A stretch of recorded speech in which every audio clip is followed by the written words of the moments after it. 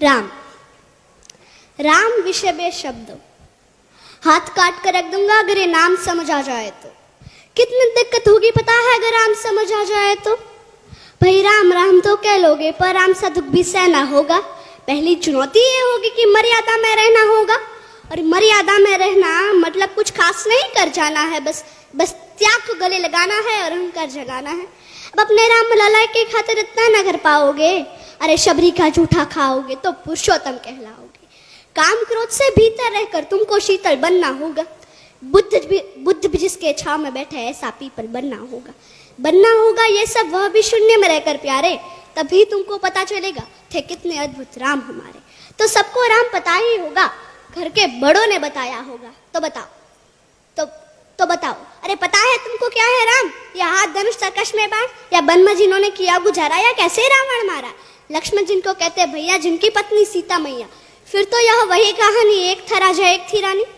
क्या सच में तुमको राम पता है, या वो भी आके हम बताए? या तुम लोगों के नाम जपो में पहले सा आराम नहीं, या तुम लोगों के नाम जपो में पहले सा आराम नहीं। इस जबरदस्ती के जय श्री राम में सब कुछ है, बस राम नहीं। अरे पल पल हंसना भी है और पल पल रोना भी है राम। सब कुछ पाना भी है और पाकर खोना भी है राम।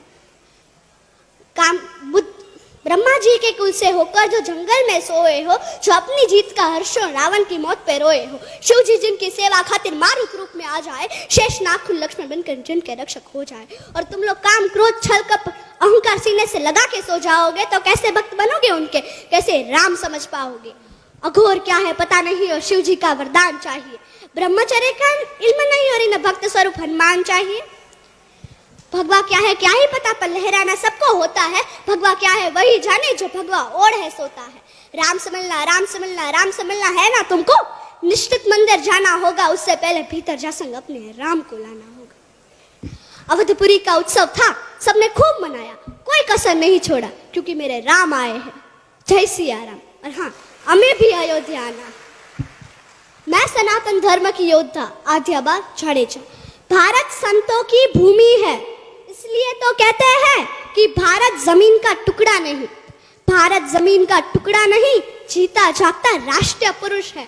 हिमालय मस्तक है, गौरी शंकर शिखा है, कश्मीर किरट है, पंजाब और बंगाल दो विशाल कंधे हैं, विंध्याचल कटी है, नर्मदा करगनी है, पूर्वी और पश्चिमी घाट दो विशाल जंघाएं हैं, कन्याकुमारी इसके चरण है, सागर इसके पग पखारता है, पावस के काले काले मेघ इसके कुंतल केश है, चांद और सूरज इसकी आरती उतारते हैं। यह वंदन की भूमि है, अभिनंदन की भूमि है। यह वंदन की भूमि है, अभिनंदन की भूमि है। इसका कंकर कंकर शंकर है, इसका बिंदु बिंदु गंगा जल है। हम जिएंगे तो इसके लिए, हम मरेंगे तो इसके लिए, और मरने के बाद भी यदि गंगा में बहती हुई हमारी अस्थियों को यदि कोई कान लगा कर सुनेगा तो केवल एक ही आवाज सुनाई देगी, भारत माता की जय, भारत माता की जय।